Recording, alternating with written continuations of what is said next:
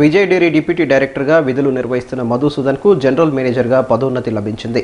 ఈ మేరకు హైదరాబాద్కు బదిలీపై వెళ్తున్న ఆయన్ను బుధవారం తత్వమసి యోగా క్లబ్ ఆధ్వర్యంలో సత్కరించి ఆయనతో తమకున్న అనుబంధాన్ని గుర్తు చేసుకున్నారు. విజయ్ డైరీ డిప్యూటీ డైరెక్టర్గా విధులు నిర్వహిస్తున్న మధుసూదన్ ఇటీవల సంస్థ జనరల్ మేనేజర్గా పదోన్నతి పొంది హైదరాబాద్కు బదిలీ అయ్యారు. ఈ మేరకు బుధవారం తత్వమసి యోగా క్లబ్ ఆధ్వర్యంలో పలువురు యువకులు ఆయనను ఘనంగా సత్కరించారు. ఆయనకు జ్ఞాపికను అందించి పదోన్నతి పొందడం పట్ల శుభాకాంక్షలు తెలియజేశారు. విజయ్ డైరీ డీడీగా యోగా సాధకుడిగా ఆయనతో తమకున్న అనుబంధాన్ని నెమరు వేసుకున్నారు. ప్రభుత్వ ఉద్యోగులకు బదిలీ సహజమే అయినా తమలో ఒకడిగా కలిసిపోయిన వ్యక్తి తమ నుంచి వెళ్లిపోవడం బాధాకరమని ఈ సందర్భంగా యోగా శిక్షకుడు విజయ్ పేర్కొన్నారు. ట్రాన్స్ఫర్ మీద ఆదిలాబాద్ నుండి as a deputy director to హైదరాబాద్కు జనరల్ మేనేజర్గా వెళ్ళడం అనేది మాకు అందరికీ చాలా సంతోషపరిచే విషయము.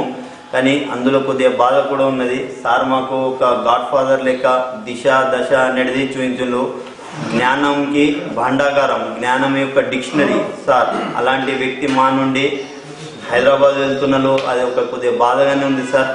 కానీ హ్యాపీ కూడా ఉన్నది. బాధ కన్నా ఎక్కువ చాలా హ్యాపీ ఉన్నది. మీరు ఆదిలాబాద్ పరిసర ప్రాంతాలలో ఏ రోజైతే పాల ఉత్పత్తులు అసలు ఏ స్థాయిలో ఉండే, ఈ రోజు ఏ స్థాయిలో ఉన్నాయి అనేది మన అందరికీ గవర్నమెంట్ ఆకడల ప్రకారం మనకు తెలుస్తుంది. సార్ చేసిన సేవలు అనేది మరవలేని.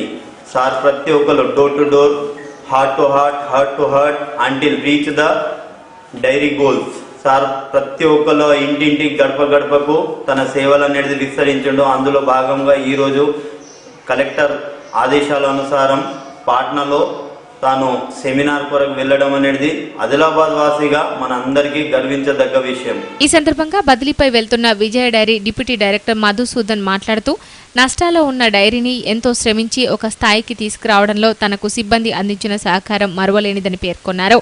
అలాగే పట్టణాన్ని ఆరోగ్య ఆదిలాబాద్గా తీర్చిదిద్దడంతో పాటు ప్రజలకు సంపూర్ణ ఆరోగ్యాన్ని అందించే లక్ష్యంతో తత్వమసి యోగా కేంద్రం చేస్తున్న కృషిని అభినందించారు. ప్రతి ఒక్కరూ ఒత్తిడిని దూరం చేసుకునేలా యోగాను నిత్య జీవితంలో భాగం చేసుకోవాలని సూచించారు. తర్వాత యోగా అనేది ఒక జీవన విధానంగా అందరిలో యోగాలో వచ్చే ప్రతి ఒక్కరిని కుటుంబ సభ్యులుగా పరిగణిస్తూ వారిని అందరినీ మంచి చెడులు తెలుసుకుంటూ వారి ఆరోగ్యానికి కావలసిన ఎలా అయితే ఆహారం కావచ్చు, అదేవిధంగా యోగా సాధన కావచ్చు, అవన్నీ చేయించడంలో విజయ్ కుమార్ గారి పాత్ర మరవలేనిది.